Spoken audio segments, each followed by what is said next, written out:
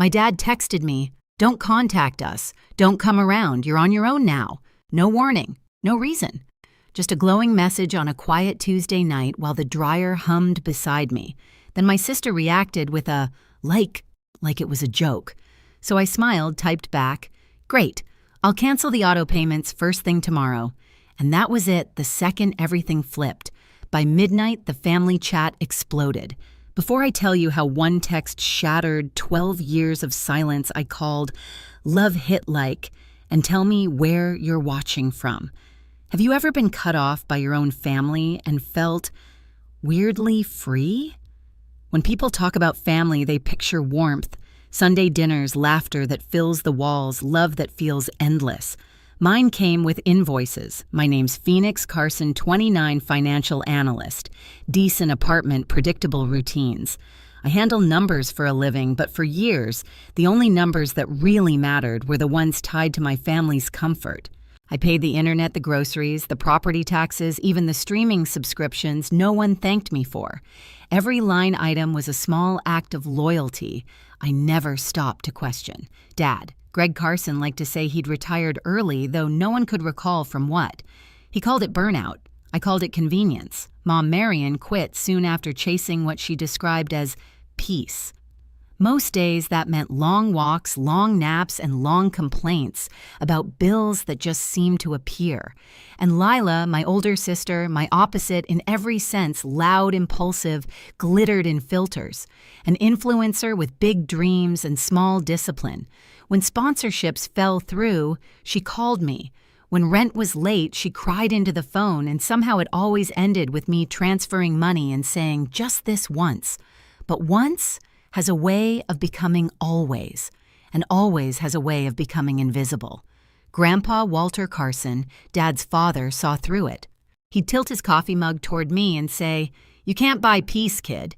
You can only rent it, and the rent's steep." I'd laugh like I didn't understand, even though I did. He was the only one who never asked me for a thing, which somehow made me love him more. The truth is, my family didn't collapse overnight. It eroded little pieces of me, traded for their comfort, until there was nothing left to give. When the text came that night, it wasn't betrayal. It was confirmation. The bill for 12 years of quiet sacrifice had finally come due. Dad's message hit like a hammer. "Don't contact us, don't come around, you're on your own now." Lila's reaction, a simple thumbs up, was colder than the words. No explanation, no call. Just that tiny blue icon flashing under my father's cruelty. I stared at the screen, my reflection ghosted in the glass. For once, I didn't feel panic. I felt air. I typed back, "Great. I'll cancel the auto payments first thing tomorrow." It wasn't anger that moved my thumbs. It was balance. The math had finally evened out. By midnight, my phone was glowing like a warning light. Missed calls stacked like dominoes, Mom pleading, Dad demanding, Lila gaslighting. But I didn't reply. I poured a glass of water, turned off the dryer, and whispered to myself, "This is what stopping sounds like." It wasn't revenge. It was a reset. And by the time the first hint of dawn touched the window, I knew the silence that followed would be louder than anything I could ever say. The messages didn't stop that night, they multiplied. My phone buzzed until it felt alive in my hand. By 1 a.m, there were 47 unread texts and 8 missed calls. The last one was from Mom. What kind of daughter talks like that to her family? I didn't answer. I just turned the screen face down and listened to the silence press against the walls. When dawn crept in, I was still awake. The apartment smelled faintly of detergent and lavender, clean but empty. For the first time in years, I didn't have a bill to pay, a phone call to make, or a favor to fix. The quiet felt wrong, too wide, too new. At 6 a.m., my phone rang again. The name flashing across the screen wasn't one I expected, Grandpa Walt. "Morning, kid," he said. His voice was gravelly soft around the edges. "You okay?" "I'm fine." I lied. "Good. Bring your calm face," he said. "You'll need it." An hour later, I was driving through streets that still remembered me, old storefronts, the park where I learned to ride a bike, the bakery, where Mom once worked before finding peace. Every corner looked the same, but I didn't. Grandpa's house sat on a quiet hill, coffee smell, leaking through the open window. He was already at the table when I walked in, 2 mugs, a plate of buttered toast, and a folder thick enough to hold history. "You look tired," he said. "I stopped sleeping when I stopped paying." He nodded like he'd expected that. Then he pushed the folder toward me. "You need to see this." Inside were papers, letters, and tax records with an address printed again and again: Cedar Hollow, the house where my parents lived, the house I grew up in. "I don't understand," I said. "You will," he replied.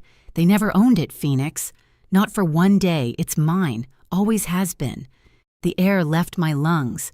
"They told me I know what they told you," he said gently. "They said they were rebuilding, that they just needed time. 12 years is a long time for a temporary stay." I stared at the papers, the numbers, the signatures. It was all there. My parents hadn't just lived rent-free. They'd treated kindness like a deed. Grandpa leaned back, eyes steady. "I gave them 60 days to leave." "Does Dad know?" "Not yet. But he will." I pressed my palms against the table. "They'll say I made you do it. They'll say anything to stay comfortable," he said. "But this," he tapped the folder, "isn't punishment. It's truth catching up." The words echoed. Truth catching up. That's what it felt like, slow, steady, impossible to outrun. When I left his house, the folder stayed behind, but the weight came with me. By the time I reached my car, my phone was lighting up again. Dad's name, Mom's name, Lila's name, all stacked on top of each other. I didn't pick up. I just whispered, "Let them call," started the engine, and drove home to the sound of my own breathing. 2 days passed before the next blow landed. By then, the group chat had turned into a graveyard of half-sent apologies and guilt trips. Lila's last message was a voice note. Her tone cracked and furious. "You think cutting us off makes you better? You've ruined everything." I didn't respond. I'd learned that silence travels farther than anger ever could. That morning, Grandpa called again. "They got the letters," he said. His voice was calm, like he was announcing the weather. "And they're spinning. Your dad called me cruel. Your mom said she can't believe I do this to family." I let out a slow breath. "You knew they'd say that." He chuckled softly. "People only call it cruelty when the free ride ends." The world outside was bright, but I couldn't feel it. At work, I sat at my desk staring at spreadsheets while my phone vibrated under a pile of papers. I muted every notification. For once, I didn't need to chase balance on someone else's behalf. That night, I stopped by Grandpa's again. The house smelled like coffee and sawdust, steady grounded. He was in the kitchen sealing 3 envelopes. "They'll get these tomorrow," he said. "What are they? Certified copies of the notice. Legal follow-up. Paper doesn't flinch when people cry." He slid one across the table for me to read. It was simple, almost kind notice of termination of occupancy 60 days. Beneath it, his signature, strong and clean. I sat down. "They'll hate me for this." He looked up. "They already do, kid.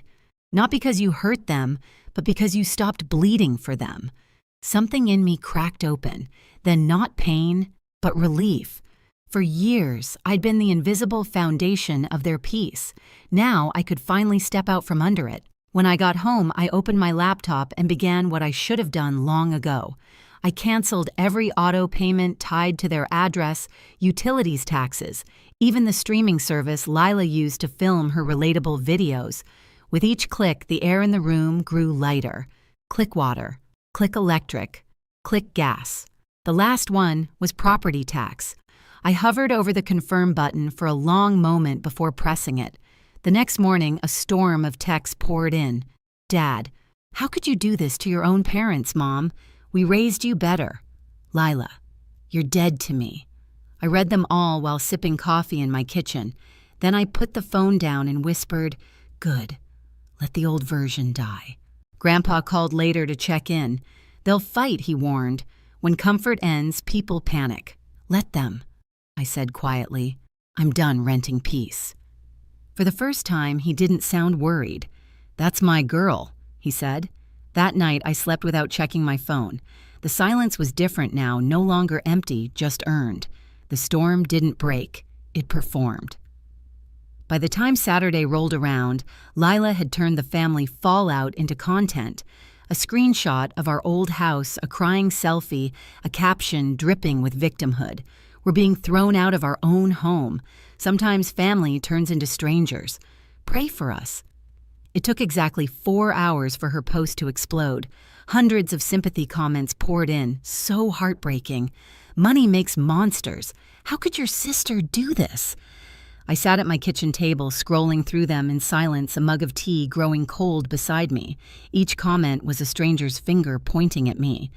Then came the calls. Aunt Rose, first voice trembling with disbelief. "Honey, what's going on? Your mom says they're being evicted." "They are," I said. "Evicted?" "From their own home." "Not their home." I corrected, my tone steady. "Grandpa's. They've lived there rent-free for 12 years. He's ending it." Silence. Then a soft, stunned, "Oh." That sound, that small crack in her certainty, was the first domino to fall. By evening, Uncle Dan texted, "Not surprised. Always knew Greg was milking your granddad." Emma, our drama-hungry cousin, sent me a screenshot of Lila's post with 3 words, "Still love you, though." But the real shift came Sunday afternoon.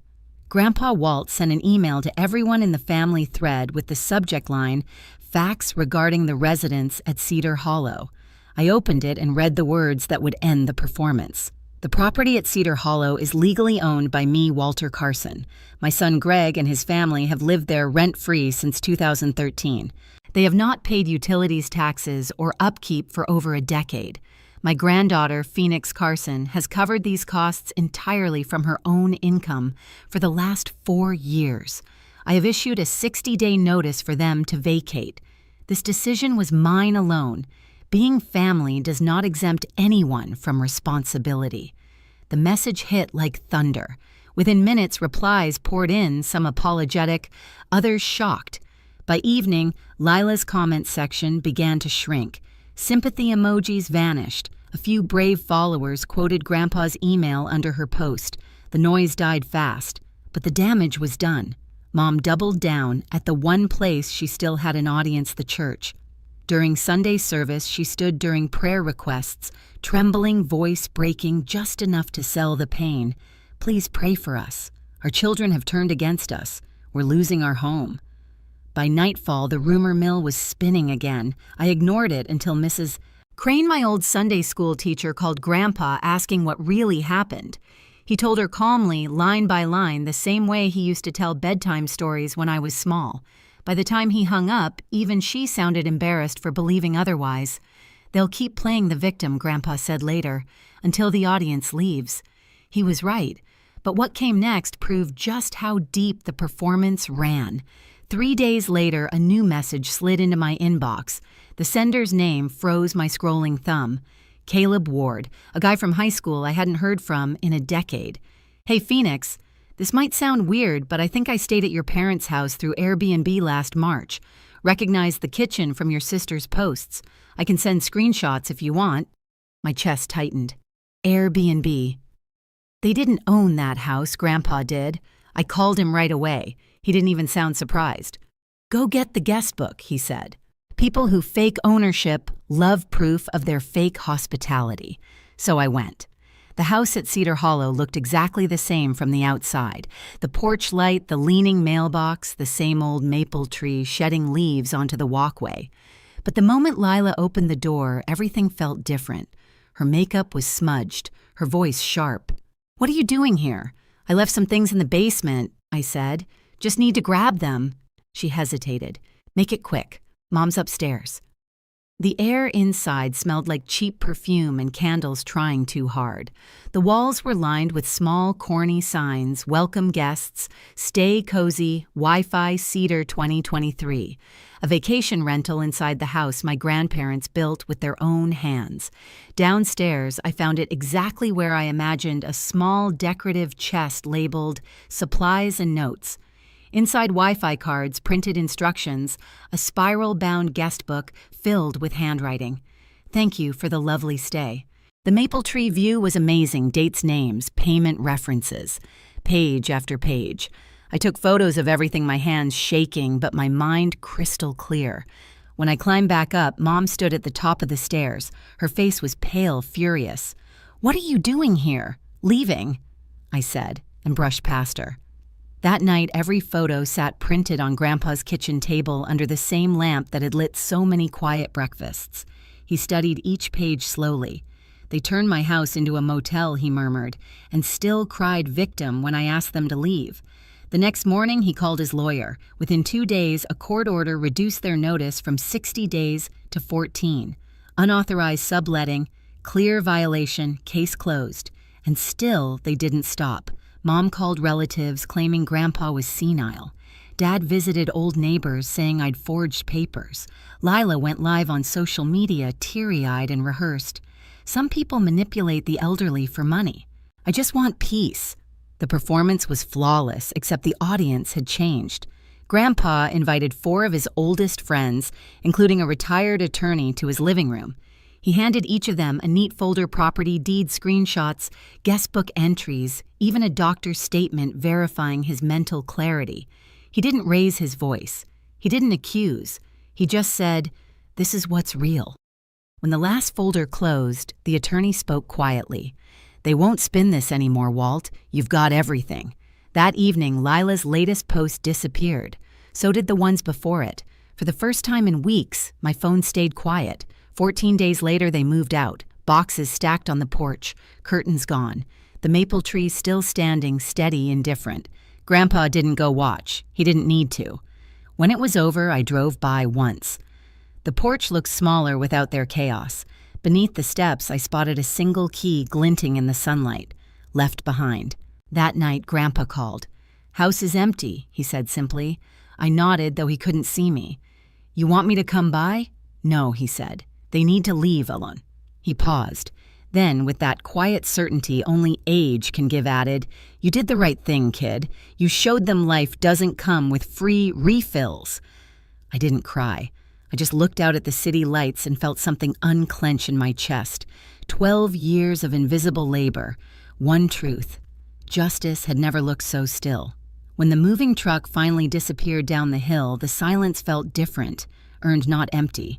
I stood by the window of my apartment, the same one that used to smell like lavender and exhaustion, and realized it finally just smelled like me. Grandpa Walt called that afternoon. "House is quiet," he said. They left a cracked flower pot and a key. "You want it?" I smiled faintly. "No, I like my life as it is." He chuckled softly. "Peace doesn't always come from who leaves. Sometimes it comes from who you let go." 2 weeks later, a plain envelope showed up in my mailbox, Dad's handwriting. Inside was a letter and a half-filled loan form with my name already typed in as co-signer. No apology, just manipulation wearing a polite mask. For a moment, I just stared at it. Then I laughed. Not bitter, not angry, just tired.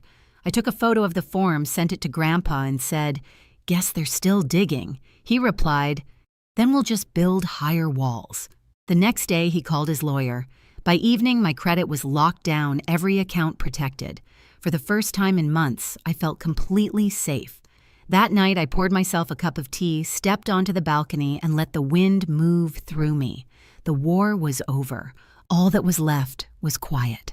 I haven't spoken to them since, and that silence has become its own kind of peace. The house at Cedar Hollow sits empty now, sunlight drifting through its windows like forgiveness. I stopped the payments, but really, I stopped paying for peace I never received.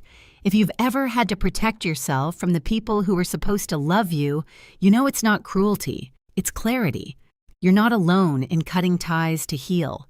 Hit like, share your story in the comments, and subscribe for the next one.